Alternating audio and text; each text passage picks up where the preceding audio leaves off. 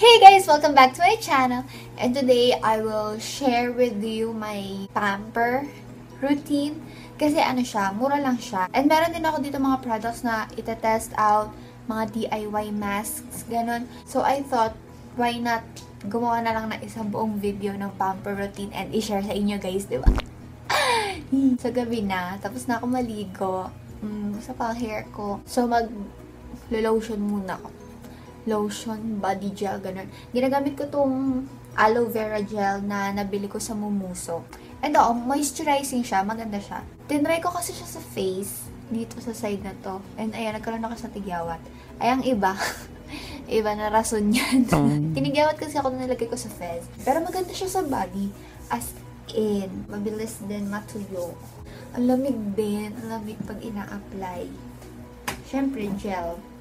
And para sa hair, lalagay ko tong Verdon Keratin Hair Spa in Papaya. Matagal na to sa akin. Nabili ko siya sa Instagram shop. Pretty Angel shop ata nabilan ko. And nagagamit ko lang siya sa hair as conditioner.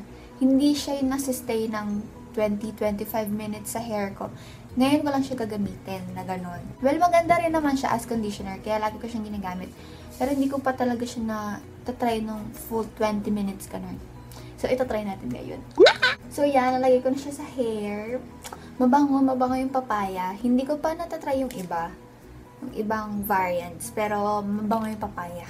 So, next one is itong Beautifix Nose Pack. Oil Control and Detoxify. Dito lang siya sa nose. Nabili ko siya sa Watsons and 18 pesos lang siya. 18 pesos lang. May nag-comment kasi nun na itry ko daw to dun sa Watsons. Ganun. So, binili ko siya sa Watsons. Hindi ko alam kung saan pa siya ibang available. Pero doon ko lang siya nabili. Tsaka sa SM Department Store. So, meron ako ditong warm cloth. And, pupunasan ko na lang siya ng tissue. Para dry. And, magiging messy tayo dito for sure. So, gagamit na lang ako ng brush. Black.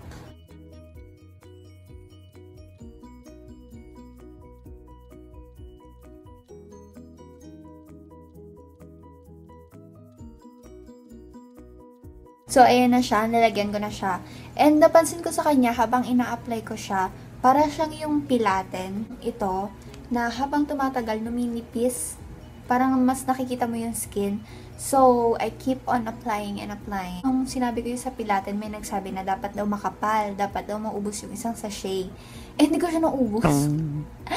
So, ito try kong kapalan talaga para effective. Sana. And for the DIY face mask, gagawin natin yung egg whites. And i-whisk na lang to using the fork. Kailangan kasi daw fluffy. So, ito yung face ko ng hindi ko pa nilalagay yung mask. Tingnan natin kung magba-brighten talaga. Kasi nag-search ako noon and nakaka-brighten daw siya ng face. Ganun. So, ito try natin yan. So, na-whisk ko na siya. Ayan na yung egg whites lang to ha. Pero medyo yellow kasi may nasamang egg yolk. Ooh. Lamig. Galing sa ref. So, ganun yung isasuggest ko sa inyo para nakaka-fresh din ang face. Lagay nyo muna sa ref.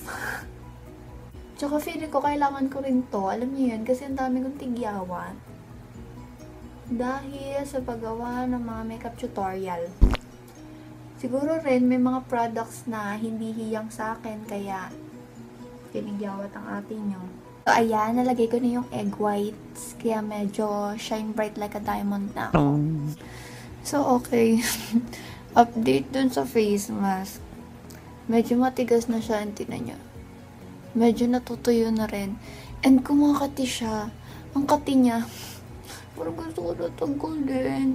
Ang kati niya, oh my gosh. Pero I think normal lang. Ayan o. And yung nose pack, nag-reapply ulit ako.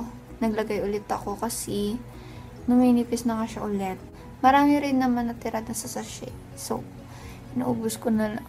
Kinapalan ko na rin siya.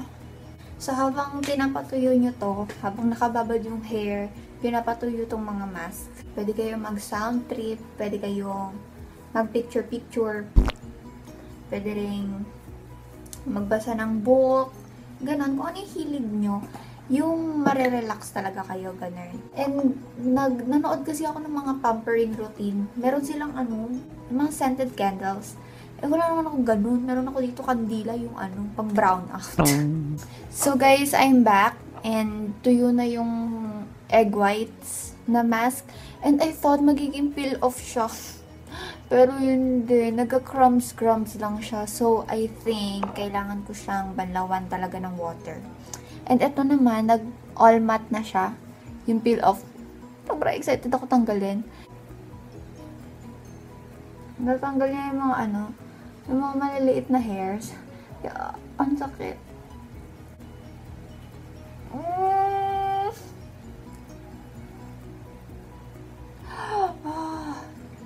So, may mga nakikita akong natanggal niya, pero maliliit lang. Hindi siya yung mga blackheads talaga na isang strand, parang strand ng buhok.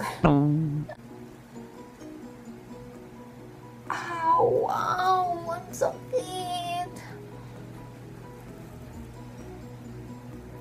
Which I think sana is effective kasi diba pag madikit siya sa skin and madikit din siya sa mga blackheads para matanggal.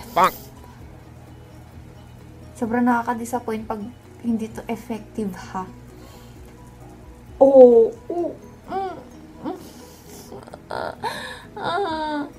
So, ito yung nose pack ko after nung tinanggal ko na. I think ito lang yung malaki niyang nakuha.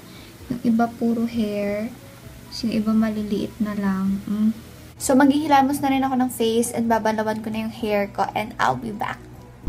Hey guys! So, eto na. Nakapaghilamos na ako and na ako ng hair ko. And yung sa hair, papatuyuin ko na lang muna siya and then ipapakita ko sa inyo kung ano yung result. Well, so far naman ngayon, siya, ang light na ng feeling niya. Pero syempre, matetest talaga yun pag tuyo na, diba? Kung frizzy pa rin, ganun. So, yun sa face ko. And, talaga nag-brighten up talaga siya using the egg mask. And after nyo maghilamos pala, I suggest na yung ice cube, iganon nyo muna sa fez nyo para mag-close up na rin yung pores nyo dito sa ilong. Tapos, isama nyo na rin yung buong face nyo. Medyo nakakamanhead ng face, pero worth it talaga yon. Nakakatanggal din ng puffiness under the eyes, ganun. So, ngayon gagawin ko na lang yung usual skincare routine ko, yung toner, moisturizer, ganun. And, babalik ako mamaya for an update about my hair pag tuyo na siya. So, ayun. Bye! Hi guys! Welcome back! So, ayun. Yung pagpapatuyo ko ng hair, nakatulog na ako. So, ito na yung update ko dun sa Verdon, Kemerut. And, as you can see guys, tignan nyo naman, shiny, pak. Diba? Nagparibad ng atin yun.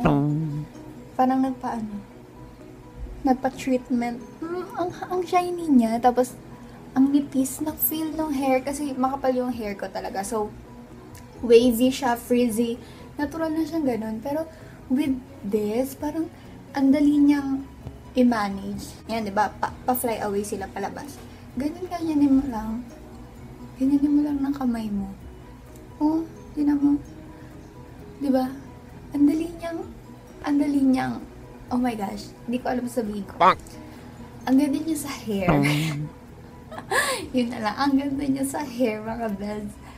So, ayun, ang lambot, ang gaan ng feeling. Tapos kahit, ganun mo siya.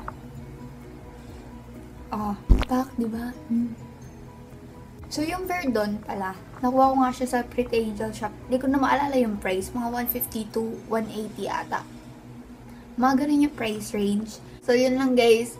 Ayun lang. Nag-update lang ako for the hair. Don't forget to like this video. Don't forget to comment suggestions, recommendations, yung mga ganon. Mga gusto nyo pang makitang videos from me. So, yun lang guys. And, subscribe. Thank you so much for watching and I will see you in my next video, guys. Bye!